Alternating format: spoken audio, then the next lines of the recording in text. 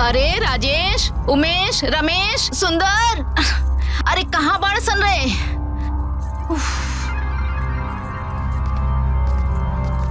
अरे अरे तोहनी के क्या हो सन रहे?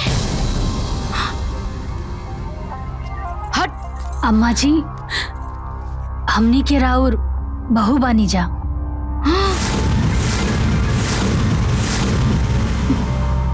बहू? हाँ। ये क्या कहता रू तू?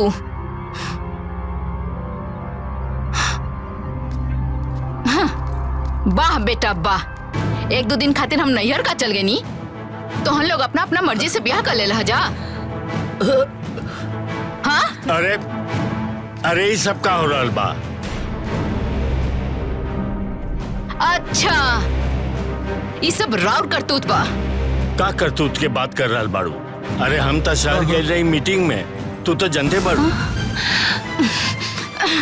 राजेश, हमके साफ साफ बताओ, न तो हमसे बुरा क्यों ना होई। वाह दीदी वाह।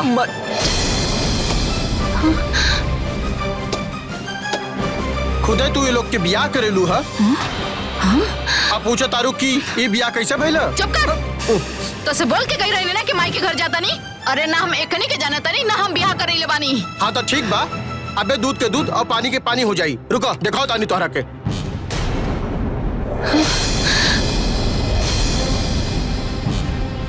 हमरा मालूम रहे ना कुछ न कुछ तो गड़बड़ बा। तू इतना आसानी से मान कैसे गईलू? ये देखा, ये क्या है?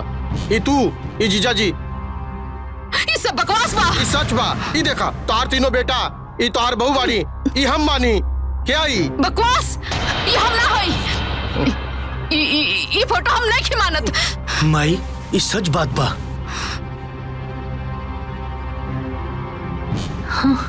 बाबूजी और रउआ मिल के हमने लोगन के शादी करोले बानी।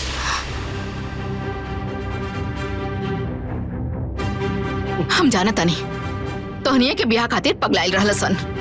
बाकी एक बात ध्यान से सुन ल सन, तोहनी के ब्याह तो हो गइल बाटे, लेकिन ये ब्याह के हम मानब कबो ना।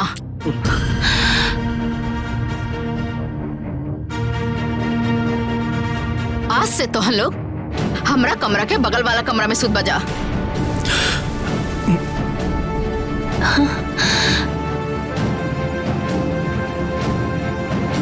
और अगर गलती से देख लेनी तोहनी के कि लड़की से मिले तरसन तो हमसे बुरा केहू ना होई।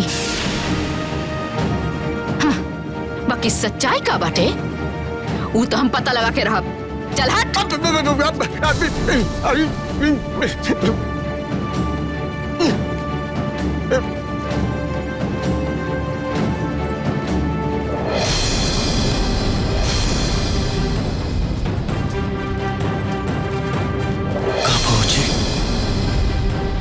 ये सब का हो रहा बा? हे भगवान, हे भोलेनाथ, कुछ समझ में नहीं के आवत। ये कैसा लीला प्रभु?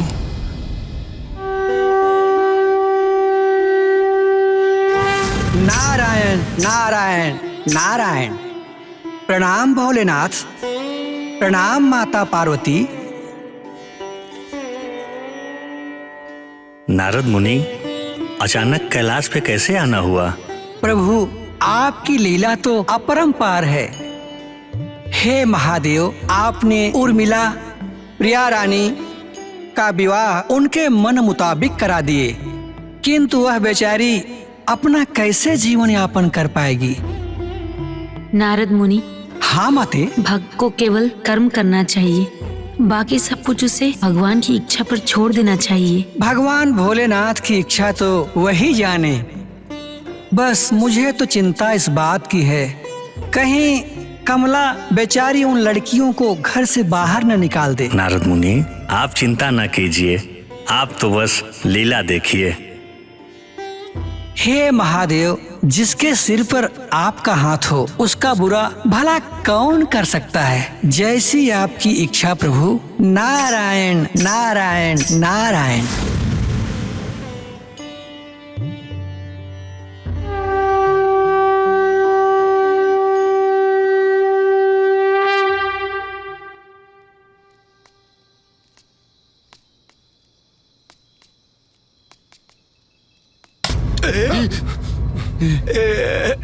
माई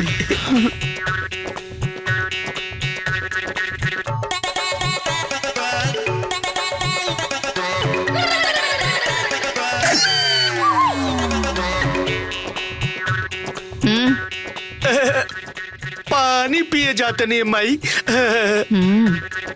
हाँ हम ना माई, हमरा के भूख लगल रहे, खाना खा जात रहनी है। हाँ माई, भैया के साथ देवे जात रहनी।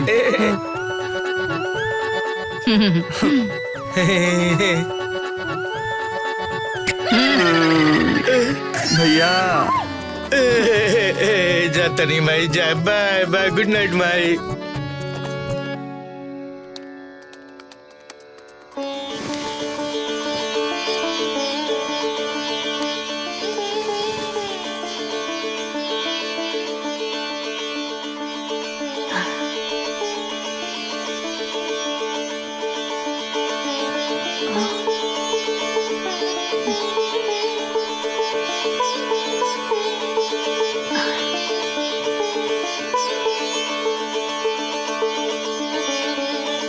ई ली भोले बाबा के प्रसाद। रुक जा राजेश। खबरदार जेकर हाथ से कुछ खैला पियला तो। अरे तोहरा के का पता, हो सकेला कोनो जादू टोना कर देले होखो।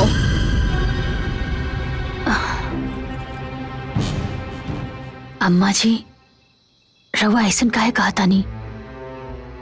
ये तब भोले बाबा के प्रसाद हा, और भला हम जादू टोना काहे करब? इता हमार पति बाड़न। ए! चुप एकदम।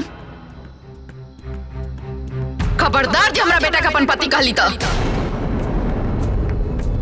चल जो यहाँ से, जो।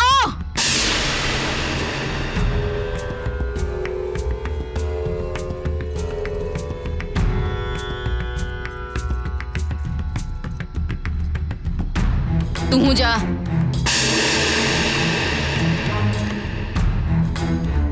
बड़ा आइल बड़ी महादेव के प्रसाद खियाए वाली।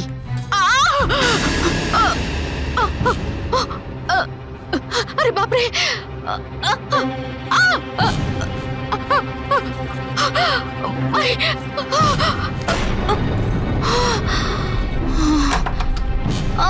आयो हमार घुटना। आयो माई, बाप बाप। आयो दादा। अरे माई, मारे माई। सुनी जी, अम्मा जी के पैर में इतना दर्द होता और रवा लोग एजा बाहर खड़ा बनी। अरे भाभी, हमनी सब गइल रहनी गोड़ दबावे, लेकिन माई तो गोड़ के हाथ भी न लगावे देत बिया और दवाई भी न खात बिया। प्रिया तू जाके ना कमरा में से तेल लेके आवा, हम अम्मा जी के मालिश कर। ठीक बा दीदी, हम लेके आवता नहीं। हाँ देखा उर्मिला, माई बहुत खिसियाइल बाड़ी। हम लोग के तो हाथ लगवाई ना देता नहीं, तो हम लोगन से कैसे मालिश करेंगे? हाँ हाँ दीदी, तू अम्मा जी के मालिश करे जेबू तो कहीं उतारा के डटियन तना ना, तारा काहे लागत क्यों तारा से मालिश करवाई हन?